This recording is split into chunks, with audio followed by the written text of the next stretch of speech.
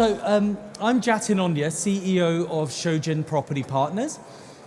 I launched Shojin in 2009 after 12 years in investment banking, and the idea behind it was really to enable more people to invest into the real estate sector. And the reason for that is, throughout history, people have made and preserved wealth through real estate. Wherever they make their money, they can make the money in the tech sector, the auto sector, healthcare. They always end up in real estate, and for good reason. It's a stable asset class with good income and good capital growth. And throughout the world, remember, we've got a growing population, and a lot of places are experiencing this supply-demand imbalance, in particular in the UK. So this won't come as a surprise to anyone, but the government's target was to build 300,000 homes a year. We have not been building enough homes for the last 30 years.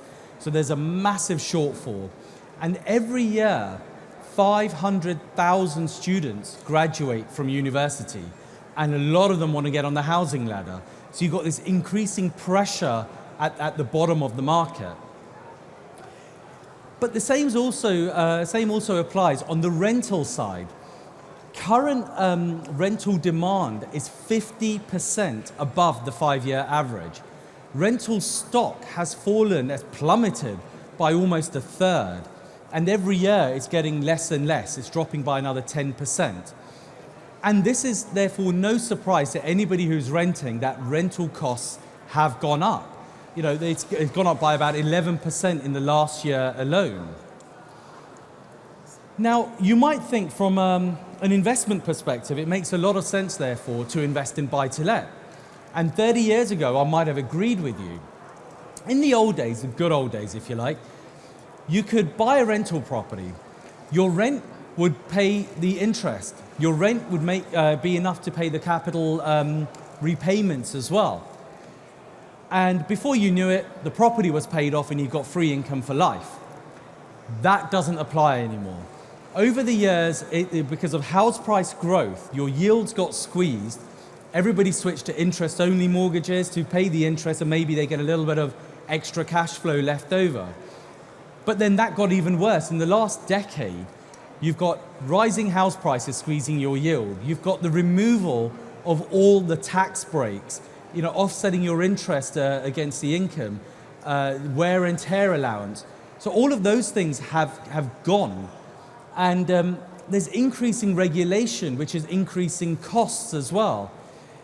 You know, when you put all of this together, it just no longer makes sense to be in buy-to-let property, to buy an individual buy-to-let. So what's next? I mean, the government doesn't want individual landlords, let's be honest. What they want is larger landlords managing larger rental buildings. So the real opportunities are in larger assets and in the development space. And in those sectors, you can still earn returns of 15 to 30% per annum. But there's a catch. Firstly, you've got to have a lot of money to invest into that space. Secondly, you've got to know how to do the due diligence, understand all the risks. The problem is, most normal people who are not in development or construction, there's no way they can understand what all the risks and pitfalls are in development. So it comes back to those who've got lots of money, who can afford to invest in that sector because they've got enough money to invest and they've got enough money to get all the due diligence done. And you see, what's happened is this is why there's this growing divide between the wealthy and everybody else. And that divide is growing year on year. Since 2020 alone, something like 63% of all new wealth generated in the world has gone to that top 1%. So I've got nothing against wealth. But the point is, why can't everybody else access the same opportunities as that 1% and be able to take part in those investments? That's what we decided to do at Shojin. We take these kind of investment products in real estate that have previously only been accessible to the very wealthy. We do all the due diligence on them to make sure that they're good projects. We then break them up into little pieces and fractionalize the investment for a global network of investors.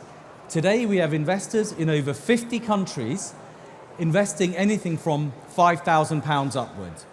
It doesn't matter anymore because 10 years ago, if you tried to do this model with contracts and documents and all this, the administration would kill you. But because of the way technology has evolved, anyone can invest. We don't care whether it's 5 grand, 50 grand or 500 grand. And that's what's become the big game changer. It's leveling the playing field and it's giving everybody access to the same lucrative investments. So if we, within the real estate sector, what we identified is that there's a great golden opportunity in the middle market. Typically what happens is, whether you're buying an asset or you're doing a development, if it's small, you'll get some money from the bank, you'll then put in your own money. If you don't have enough, well, you go to your friends and family. And then you share the profits at the end. But what happens when a developer starts becoming more experienced and wants to do larger projects? They hit a funding gap. Because the problem is, once you get over about 10 million, most people have outgrown their own network. Where do they go? There's no ready market for them to go to get the funding they need. So between 10 and 60 million, there's a funding gap. Above 60 million, there's plenty of private equity firms. In fact, it's probably easier to raise 60 million than it is to raise 5 or 10 million. So within that gap, because there's less people able to access capital, there's less competition. As a result of that, the profit margins are just bigger. So if you can fund projects in that space, it's very, very lucrative. The developers don't mind because without this, they can't do the project. And what it means for investors is they're getting access to a very lucrative part of the market. Now let's delve into a little bit more detail. Let's say someone's doing a £10 million project. The bank gives them, let's say, £6 million. The bank's always the cheapest, you maximize your bank funding. So the developer's got to put in £4 million, but she doesn't have £4 million. So what does she do? Well, she can't do the project. Or they come and speak to us. And we say, okay, we look at the project, we do all the due diligence, we do everything and say, this is a good project, good developer, good track record, good contractor, good balance sheet, everything. We look at about 200 different data points and we say, yeah, this is a good project. How much have you got? And the developer says they've only got £3 million, so they're £1 million short. Fine. We will provide that £1 million and we will charge 20%. Pretty lucrative, right? Why does a developer give up 20%? Well, firstly, she can't do the project without it. But secondly, it's 20% on a sliver of capital. And the overall project is very profitable. So she's happy to pay us 20%. What if she says, you know what, I only have £2.5 million. No worries. We'll provide some preferred equity. We might charge a fixed return of 30 to 35% per annum. Or we might charge a lower rate with some share in the profits on the scheme. We all know developers make money, right? That's a given, that's a fact. But if we can access some of those profits, it's great for the developer because he gets to do the project or she gets to do the project, and it's great for us. Finally, the developer has to put their equity in. And their equity always sits in a first loss position. If something goes wrong, they take the hit first. Now, what we do is we identify the opportunities to begin with. We get a lot of deal flow from brokers, finance brokers. We get a lot of deal flow directly from developers. But most interesting is we get a lot of deal flow from banks. Why would the bank come to us for money? Doesn't make sense, right? Well, let's think about it. Senior funding is very competitive. The only thing they can compete on is rates, is cost. So when a developer goes to a bank and the bank says, okay, in that £10 million example, I can only lend you £6 million, but the developer needs £7 million. So what does he do? Well, he goes to another lender. But what the banks have started doing is realizing that they're going to lose the deal. So they'll call us up and say, look, it's a great project, but we need an extra £1 million. Will you guys come in? So we get a lot of fantastic deal flow. And we take all of this deal flow and we cherry pick the very best projects where we can see the returns are very high compared to the risks. We then do all the due diligence in-house, end-to-end, about 200 different data points. Once we're happy and satisfied that it's a great project, we then get external due diligence done, cost consultants, valuations, and so on to support exactly what we're saying. Just to make sure we've not missed anything. We wouldn't just outsource it because they could miss something. So now you've got the developer's due diligence, our due diligence, and the third-party due diligence. It all comes together. We think this is a great project. We then go into financial structuring and legal structuring. We want to put as much protection in there for our investors as humanly possible. Second charges, debentures, personal guarantees, cross-collateralization. We want to make sure that if something goes wrong, we're well protected. Then we go and raise the capital. We open it up to our investor base. Like I say, we don't mind how much they invest. We give them a whole investment memorandum. They can see all the details, the financials, everything is there. Then they choose to invest however much they want. Then, once we've funded the project, we go into monitoring. We go to the site visits. We want to meet the architects, the structural engineers. We want to know if there are any upcoming issues with the project. We will do the expected versus actual cash flows on a monthly basis. We go through every project twice a week within our team. Why?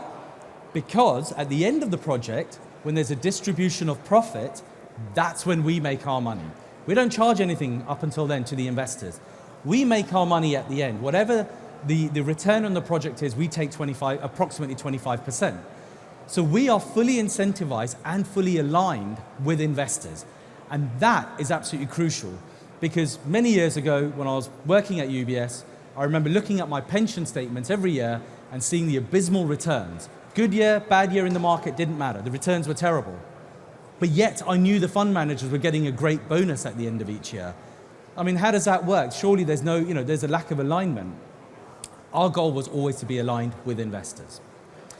So we've got a very long track record. We've been running since 2009. We've had one loss in that whole time, and that was a project that required planning permission. There was a lot of political interference, and we did lose money. The only time we've ever lost money.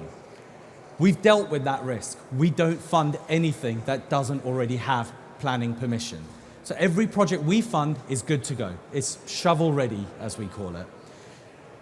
There are delays, and we're compensated for delays if there are delays on the project. But the good thing is we've not seen a loss ever since. So it's a great market with fantastic returns. Depending where you're on the capital stack, the returns could be anywhere from 15 to 35% per annum. So if this is something that interests you, it's very easy to get set up. You go to the platform, you register, then you get to see all the opportunities. You have to go through an appropriateness test. We're fully FCA regulated, so we've got to check that you understand the risks in the sector. But then you get to see all the information. You don't even have to invest straight away. You can attend a few webinars, learn more about our product, come and see us. We're very, very open and transparent. We love talking to investors. Once you're ready, you try your investments. Try small. Even if you want to invest £500,000, start with 5,000. Really doesn't matter. Build up, because this is a long journey. We want people to stay with us. Our reinvestment rate is about 98%. So that should tell you how much people like what we do. You can invest directly as an individual through a company. If you're a contractor, you can use that company. If you're a large investor, setting up a company to invest through makes a lot of sense because it's much more tax efficient. You can invest through ISAs, tax-free, SIP, SAS, and we take international. I mean, in fact, 60% of our investor base is international. We take money through trusts, and soon we'll be launching a Guernsey-based loan note as well. So lots of different ways to get involved.